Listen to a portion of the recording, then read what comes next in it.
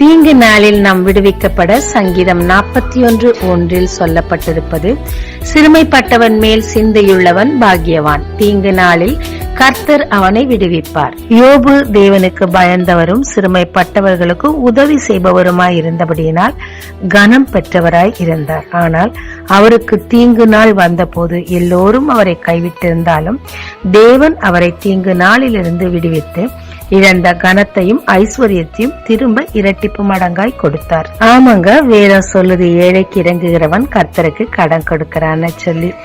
நம்ம விட சிறுமைப்பட்டவர்களுக்கு நாம் உதவி செய்ய எப்பொழுதும் மறக்க கூடாதுங்க.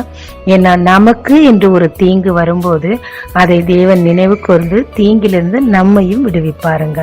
ஜெபிக்கலாமாங்க. என் தீங்கு நாளில் நீர் என்னை விடுவிப்பதற்காக நன்றி. நானும் சிறுமைப்பட்டவர்களுக்கு உதவி செய்ய கிருபை தாரும். இயேசு மூலம் பிதாவே, ஆமென். இயேசு கிறிஸ்துவின் நாமத்தில் இந்த நாளில் உங்களை ஆசீர்வதிக்கும் ஜீசஸ் விஷன்.